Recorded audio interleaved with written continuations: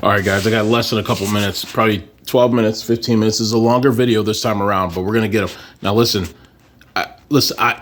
we have to have the right answers, but these guys are lying to our face. Now, this was an interview. This was a public address that was done, what's the station? K something, right in Minnesota. Let me see. I'm from New York. K11. So it's K8RE. Let's watch a little bit of it. Held himself out as a police officer and shot them in cold blood. Now, there's been a lot of information and misinformation. I'm sorry for my nerves on this camera, but we have filed a detailed 20-page complaint and affidavit that sets forth what happened in this case. I'd like to what's crazy the most is the guy in the far back. Watch him look at this guy talk, because it makes it seem like, dude, this cannot be the truth. But that's all right. Let's go. Some of that information with you now. In the early morning hours of June 14th, Belter went to the homes of 4 Minnesota state politicians. Now we're going to get this. Intent to kill them.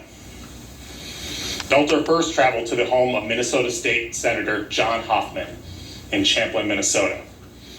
Belter arrived at the senator's home disguised as a police officer. He arrived in a black SUV with emergency lights turned on and with a license plate. Now time out. I'm making an adjustment on this camera. I'm sorry, guys. I got a bad nerve on this right arm, so it's going to shake a little bit. I apologize. But we got to get this information, because I'm going to tell you guys something right now. Remember, this guy's a U.S. attorney.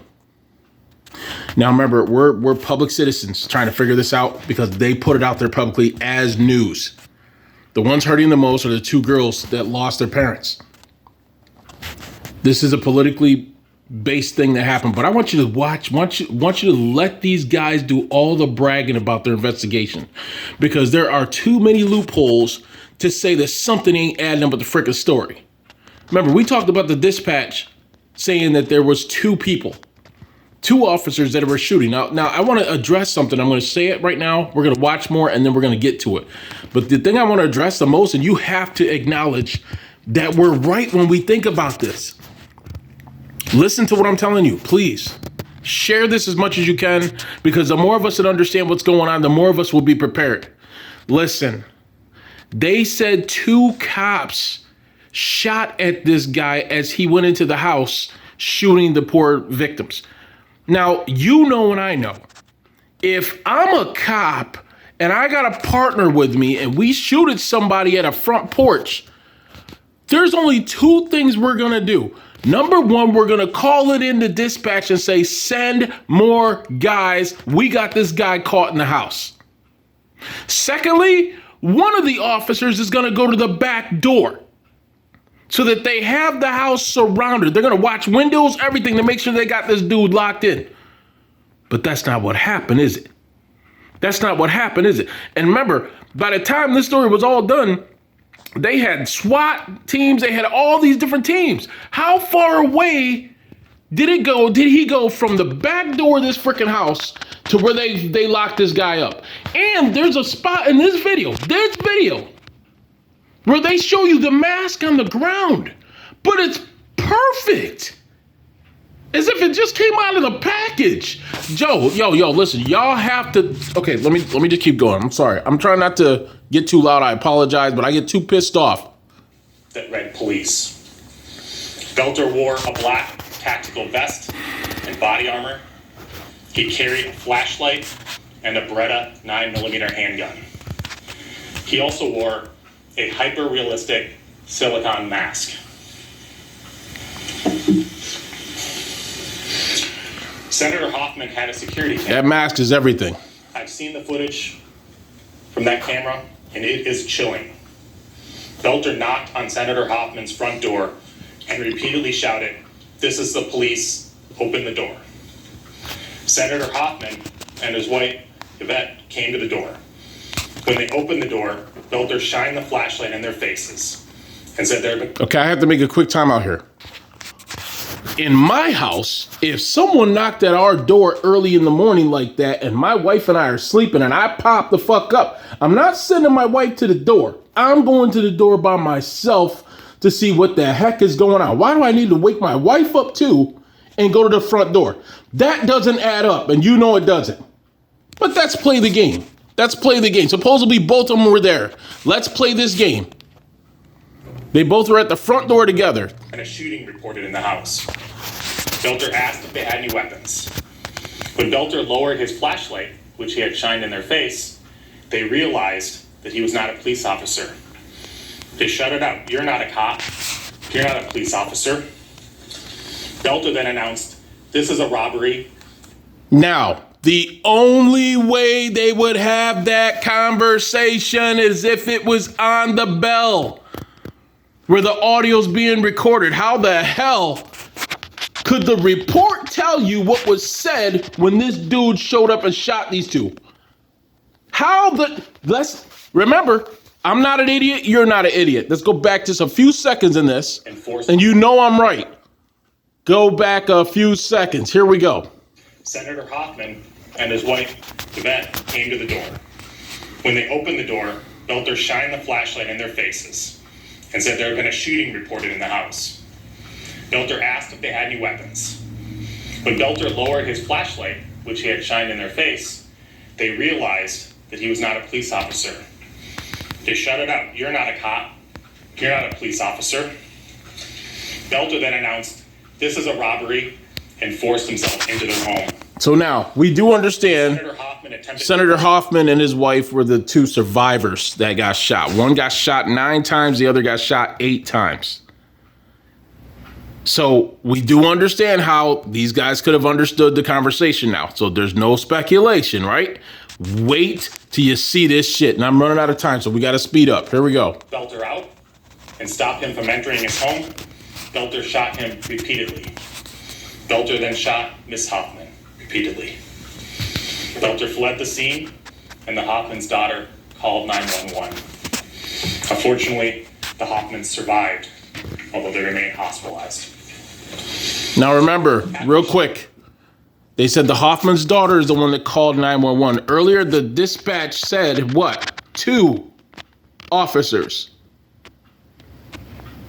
2 officers shot 2 suspects.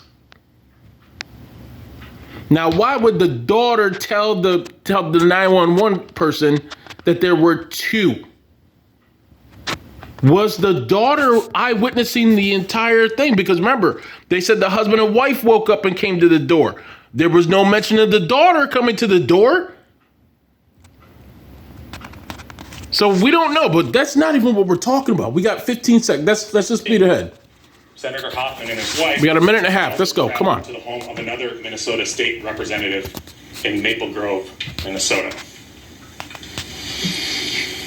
Video surveillance showed that Belter rang the doorbell at the state representative's house at approximately 2:24 a.m. on Friday night.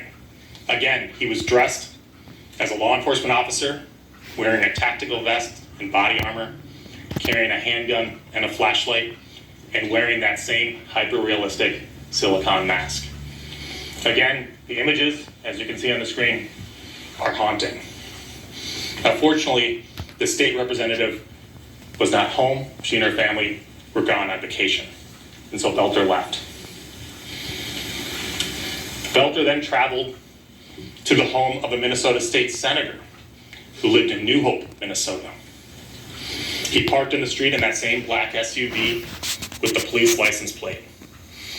At about 2:36 Now listen to this.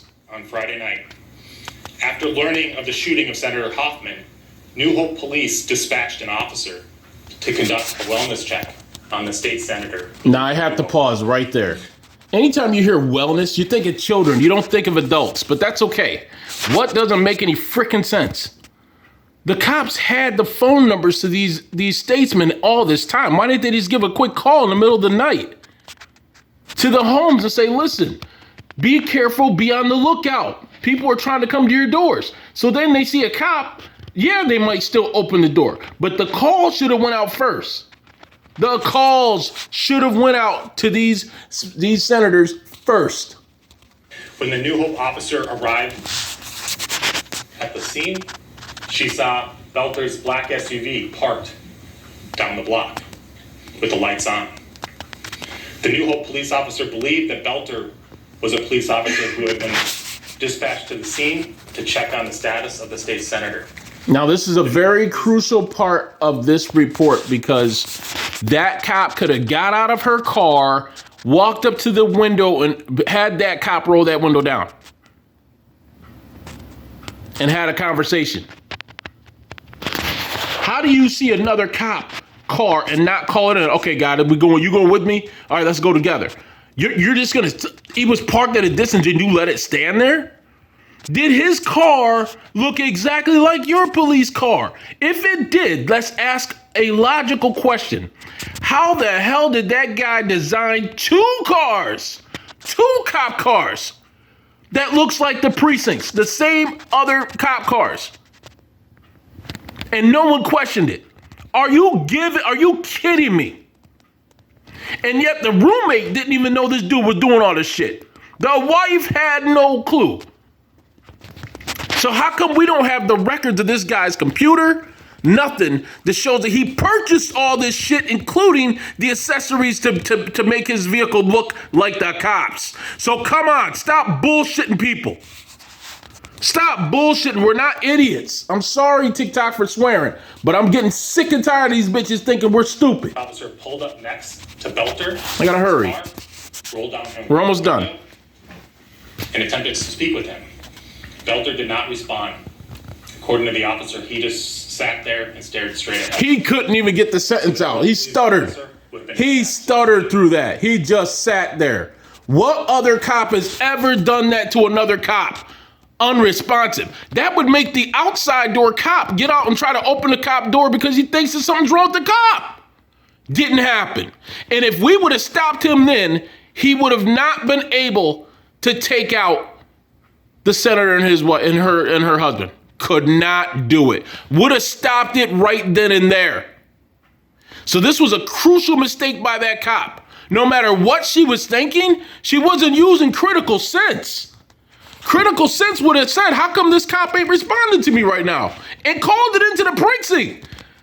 Guys, I got an officer here. I don't know if he got shot or anything, but he's sitting right here and not responding to me. That's what should have been done. That would have stopped him from shooting her.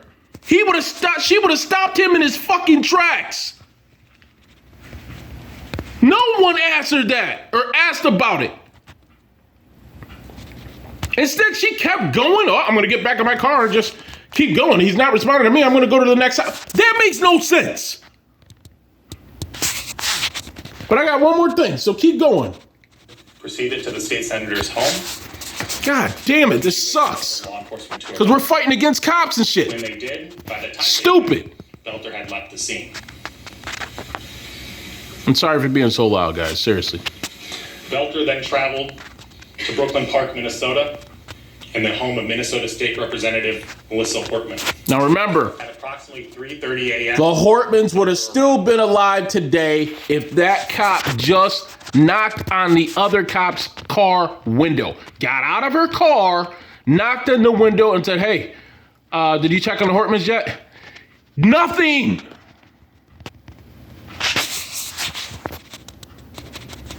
At Representative Hortman's house in his black SUV with the police license plates. He parked in the driveway and left the emergency lights on his SUV flashing as if he was a police officer. Belter approached Representative Hortman's home, again dressed as a police officer, wearing the tactical vest and body armor, and wearing that hyper-realistic... We have to speed up. I got 3 minutes left on this phone. I'm sorry for the shaking, but guys, you know I'm telling the fucking truth. Rifles and a large quantity of ammunition. Belter also had in his car notebooks containing a list of more than 45 Minnesota state and federal elected officials. And just all happen to be Democratic, huh? So listen, bottom line, I'm gonna end this video. Listen, then he goes to the door, shoots up the door, gets in. The cops shoot at him, and 2 cops are there. One didn't go to the back. This dude escaped out the back door. If it was me, there was no escaping. They would have had me in that house and I would have been singing my last song. They would have surrounded with 70 cops. You know that and I know that. It doesn't matter what time in the morning. You got 2 cops on the scene and 1 cop that forced his way into the house to shoot it up. And they looked at that cop car and could have said that was parked in the driveway and said, oh, that's one of our cars. No, they didn't. But supposedly it looked exactly like theirs. And still, this dude walked in the front door, killed both of them, and walked out the back door and made it all the way close to his house on foot? Bullshit.